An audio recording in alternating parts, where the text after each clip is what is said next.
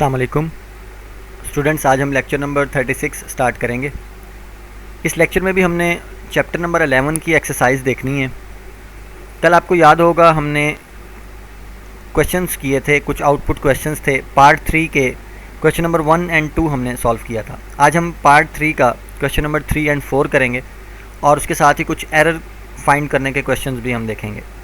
तो स्टार्ट करते हैं। सबसे पहले आपकी बुक की एक्सरसाइज के ही क्वेश्चंस हैं। देखिए, आज हमने स्टार्ट करना है determine the output of the following code. देखें, ये क्वेश्चन नंबर 3 है, पार्ट 3 का। सबसे पहले इसका ए पार्ट देखते हैं।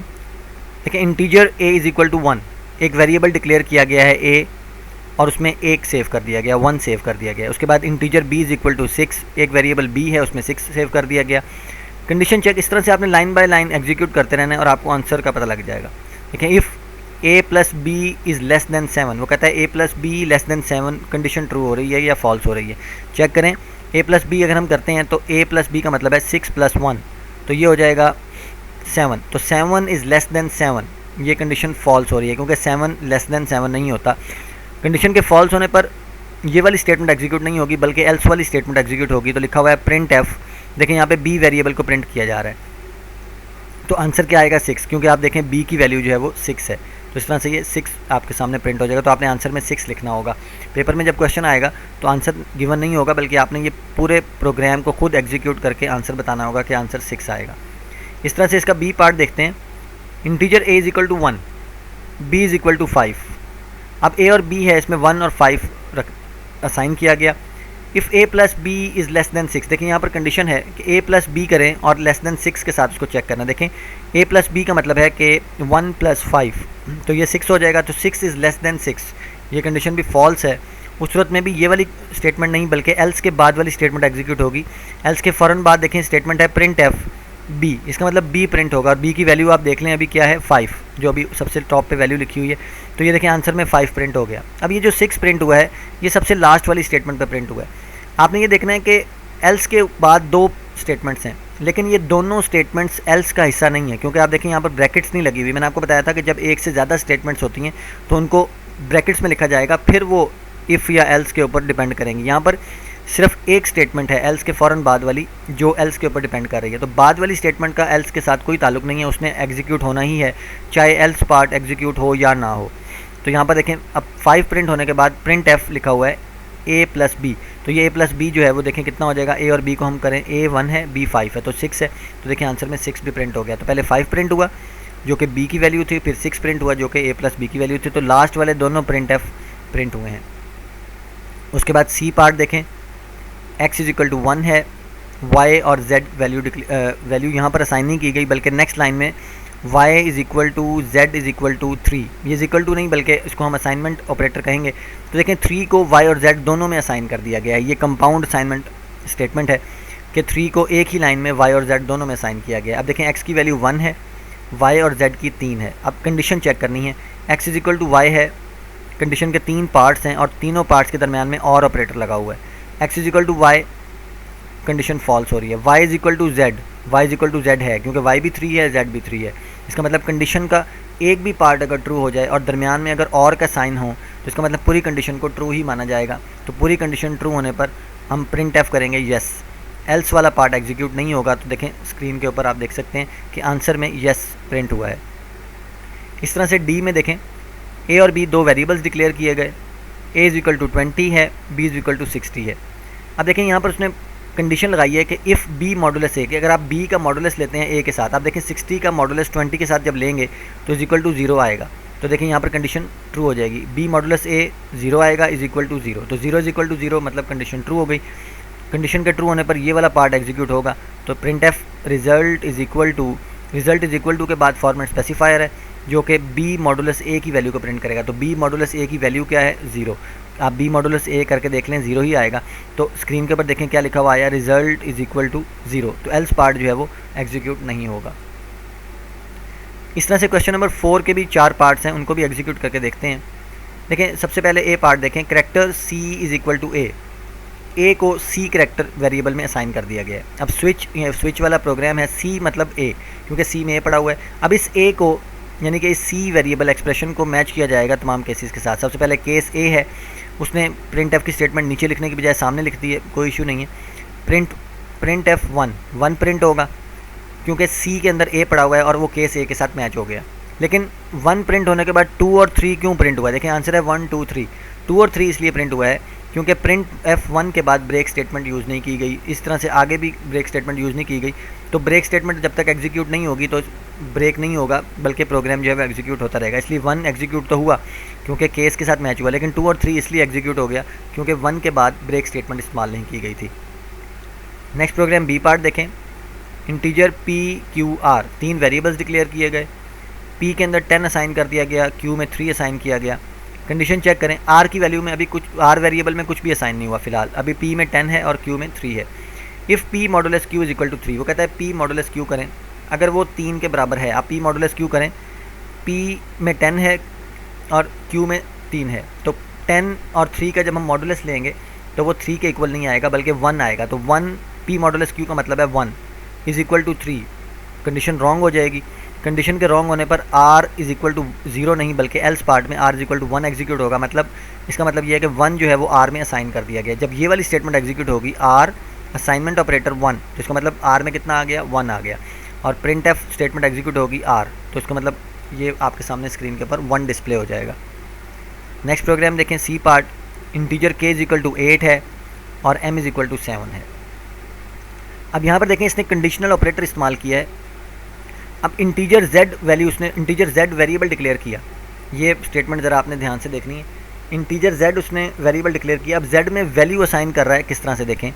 असाइनमेंट ऑपरेटर लगाया, उसके बाद कंडीशन लगाइए। देखें जो कंडीशनल ऑपरेटर में हमने पढ़ा था k is less then m, ये कंडीशन है, फिर क्वेश्चन मार्क है, फिर ये k प्लस प्लस मतलब ट्रू केस की सूरत में ये एग्जीक्यूट होगा और उसके बाद फॉल्स केस की सूरत में m प्लस प्लस एग्जीक्यूट होगा। मतलब या तो z के अंदर k की वैल्यू जाएगी या फिर m की वैल्यू जाएगी, डिपेंड करता है इस कंडीशन के ऊपर। तो k is less then m, ये कंडीशन चेक करें ज़रा। k के अंदर 8 है और m के अंदर 7 है, तो k is less then m नहीं है, कंडीशन फॉल्स है। फॉल्स होने का मतलब है कि m की वैल्यू जो है वो z को असाइन की जाएगी। लेकिन आप यहाँ देखें m के साथ प्लस प्लस भी लगा हुआ है, लेकिन प्लस प्लस जो है वो बाद में लगा हुआ है, इसलिए ये पोस्ट फिक्स है। तो m की वैल्यू प्लस प्लस नहीं होगी बल्कि पहले वो z में असाइन हो जाएगी। मतलब m की वैल्यू क्या है, देखें 7 है, तो 7 जो है पहले z में असाइन हो जाएगा और उसके बाद m की वैल्यू जो है वो 8 हो जाएगी क्योंकि उसमें प्लस प्लस है। लेकिन वो 8 मेमोरी में हुई है, उसने हमें डिस्प्ले करने का नहीं कहा। प्रिंट एफ में देखें z की वैल्यू को उसने डिस्प्ले करने का कहा है, तो देखें z में 7 असाइन हुआ था तो आंसर 7 आएगा। अगर यहाँ पर वो हमें प्रिंट एफ m करने का कहेगा तो यहाँ पर m की वैल्यू हम 8 डिस्प्ले करेंगे। लेकिन आप देखें ऊपर m की वैल्यू 7 है, लेकिन यहाँ पर m की वैल्यू में इंक्रीमेंट किया गया है। m की वैल्यू पहले z को दी गई 7 और बाद में m की वैल्यू जो थी 7 उसको 8 कर दिया गया। तो अगर हम यहाँ पर प्रिंट एफ m भी करते तो फिर उसका आंसर 8 भी आता। उसके बाद आखिरी पार्ट देखते हैं इसका। Integer x is equal to 5 y 10। अब देखें x और y दो वेरिएबल्स हैं, इनमें 5 और 10 सेव किया गया। कंडीशन देखें, if x is greater than y, क्या x ग्रेटर दैन y है? कंडीशन फॉल्स हो रही है, इसका मतलब y असाइनमेंट ऑपरेटर 2 ये तो एग्जीक्यूट नहीं होगा। अच्छा ये सामने उसने लिखा हुआ है कंडीशन के, तो कोई इशू नहीं है, ये आप सामने भी लिख सकते हैं, नेक्स्ट लाइन में भी लिख सकते हैं। असल में किसी भी लाइन के ख़त्म होने का मतलब ये नहीं होता, लाइन उस वक्त ख़त्म होती है या स्टेटमेंट उस वक्त ख़त्म होती है जब सेमीकोलन आ जाता है। अगर आप एक ही लाइन में तमाम स्टेटमेंट लिख दें, सेमीकोलन लगाएं और फिर उसी लाइन में नेक्स्ट स्टेटमेंट, फिर उसी लाइन में नेक्स्ट स्टेटमेंट लिखते रहें तो वो ठीक होगा। लाइन को चेंज करना ज़रूरी नहीं होता, लाइन चेंज करनी सिर्फ इसलिए की जाती है ताकि प्रॉपरली समझ आ जाए। सेमीकोलन जहाँ लग जाता है वहाँ स्टेटमेंट एंड हो जाती है, उसके बाद आप लाइन चेंज करें या ना करें कोई इशू नहीं है। तो देखें if x is greater than y, इसके बाद सेमीकोलन तो नहीं है x कंडीशन के बाद, लेकिन आपको पता है कि इफ़ कंडीशन के बाद सेमीकोलन आता ही नहीं है, तो उसके बाद उसने y इज़ इक्वल टू 2 लिखा है। कंडीशन फॉल्स हो गई है जिसकी वजह से y is equal to 2 execute नहीं होगा, बल्कि ये वाला हिस्सा एग्जीक्यूट होगा जो कि इफ़ के ऊपर डिपेंड नहीं कर रहा जाती, जो कि है y assignment operator y plus 1, ये स्टेटमेंट एग्जीक्यूट होगी। तो यहाँ पर y की वैल्यू 10 है, देखें 10 वैल्यू है y की, y प्लस 1 11 हो जाएगा और y में 11 आ जाएगा। अब जब प्रिंट एफ होगा value of y is equal to 11, तो आप देखें स्क्रीन के ऊपर लिखा आएगा value of y is equal to 11। याद रखना है कि आंसर में आपने सिर्फ 11 नहीं लिखना, बल्कि प्रिंट एफ स्टेटमेंट को गौर से देखें, इसमें लिखा हुआ है value of y is equal to आगे 11, फिर ये पूरा ही आपने उसको लिखना होगा। तो इस तरह से ये क्वेश्चन हैं, क्वेश्चन नंबर 3 और 4, ये आपका होमवर्क भी है, इनको आपने सॉल्व करना है। इस तरह से नीचे भी जो क्वेश्चन हैं ये भी सेम इसी तरह का ही है। हम एक दो क्वेश्चन देख लेते हैं। बाकी आप खुद ट्राई करें, घर में बैठ के इसको प्रैक्टिस करें। Determine the output of the following code segment. देखें उसमें एक वेरिएबल लिया है integer x is equal to 10। अब आगे वो कंडीशनल ऑपरेटर इस्तेमाल कर रहा है, x modulus 2 is equal to 0, condition लगाई, आगे क्वेश्चन मार्क है, फिर ट्रू केस और उसके बाद फॉल्स केस। तो देखें x मॉडुलस 2 लें, मतलब 10 modulus 2 is equal to 0, condition true हो जाएगी। कंडीशन के ट्रू होने पर प्रिंट एफ होगा इवन। तो देखें आंसर में क्या लिखा है, इवन। इसी तरह से ये देखें question number 6, if four modulus 2 is equal to 0, 4 का मॉडुलस लें 2 के साथ, अगर वो 0 आता है, जो कि 0 आएगा, तो उस सूरत में कंडीशन ट्रू हो जाएगी। तो programming makes the life interesting. तो स्क्रीन के ऊपर देखें आंसर में क्या लिखा हुआ है, programming makes the life interesting, और एल्स पार्ट इसका स्किप कर दिया जाएगा। तो ये डिफरेंट क्वेश्चंस हैं, आप इनको घर बैठ के प्रैक्टिस करें ताकि आपको क्लियर हो जाए ये तमाम चीज़ें। इसके बाद कुछ क्वेश्चंस हैं फाइंडिंग द एरर्स। इसके एक दो क्वेश्चंस हम देख लेते हैं। जैसे कि हमने पिछले चैप्टर्स में भी देखा है कि एरर्स को किस तरह से फाइंड करना है। अगर आपको सिंटैक्स का अच्छे तरीके से पता है तो आप आसानी से एरर्स को फाइंड कर सकते हैं। देखें integer y is equal to y और उसके बाद सेमीकोलन, सॉरी। तो यहाँ पर आप देखें कि उसने y वेरिएबल डिक्लेयर किया है और सेमीकोलन भी लगाया है, बिल्कुल ठीक है, पहली लाइन में कोई गलती नहीं है। प्रिंट एफ, उसके बाद उसने y को प्रिंट किया है, कॉमा वगैरह डबल कॉमा उसने बिल्कुल ठीक यूज़ किए हैं, इसमें भी कोई गलती नहीं है। इफ़ कंडीशन लगाई है, इफ़ कंडीशन के आगे लिखा है 0 is less then y is less then 10। आप देखें इफ़ कंडीशन के आगे जो इफ़ के आगे जो कंडीशन आती है वो ब्रैकेट्स में लिखी जाती है, जबकि यहाँ पे उसने ब्रैकेट्स नहीं लगाई हैं। एक तो ये मिस्टेक है। उसके बाद अगली देख लेते हैं, print F y is between 0 and 10, ये स्टेटमेंट भी बिल्कुल ठीक है, सेमीकोलन भी लगा हुआ है, डबल कॉमास भी लगे हुए हैं। अब देखिए आंसर में उसने लिखा है the condition must be written in parenthesis. एक ही गलती है पूरे प्रोग्राम में कि कंडीशन जो है उसको पैरेंथेसिस में यानी कि ब्रैकेट्स में लिखना है। क्वेश्चन नंबर 2 देख लेते हैं, find errors in the following code segment. एक वेरिएबल डिक्लेयर किया इंटीजर x, आगे सेमीकोलन, ये पहली लाइन बिल्कुल ठीक है। प्रिंट एफ, फॉर्मेट स्पेसिफायर लगाया, x की वैल्यू को प्रिंट किया, सेमीकोलन है, ये भी बिल्कुल ठीक है। उसके बाद नेक्स्ट देखें, if x modulus 2 assignment operator 0। अब यहाँ पर उसने एक मिस्टेक की है, यहाँ पर असाइनमेंट ऑपरेटर नहीं लगेगा। असाइनमेंट ऑपरेटर का यहाँ पर कोई फ़ायदा ही नहीं है। इसका मतलब है कि 0 को असाइन किया जा रहा है x मॉडुलस 2 को, जो कि पॉसिबल ही नहीं है इस तरह करना। तो यहाँ पर इज इक्वल टू का साइन आना था, मतलब 2 दफ़ा इज इक्वल टू का साइन, यहाँ पर वो चीज़ यूज़ होनी थी ताकि x modulus 2 is equal to 0 पूरी कंडीशन बन जाती। उसके बाद print f you entered an even number, ये भी ठीक लिखा हुआ है। तो आंसर में देखें एक ही गलती है पूरे प्रोग्राम में, the condition in the third line is invalid, it must be written as if. कहता है ऐसे लिखना था इसको, x modulus 2 is equal to 0, मतलब 2 दफ़ा इज इक्वल टू का साइन लगाना था। तो इस तरह से ये डिफरेंट एरर्स क्वेश्चंस हैं, आप इनको घर बैठ के सॉल्व करें। अगर कोई क्वेश्चन में आपको समझ नहीं आता तो आप व्हाट्सएप ग्रुप में डिस्कस कर सकते हैं। आज का लेक्चर इतना ही है। आपका चैप्टर नंबर जो 11 है वो एंड हो गया। नेक्स्ट लेक्चर में इंशाल्लाह हम चैप्टर नंबर 12 स्टार्ट करेंगे।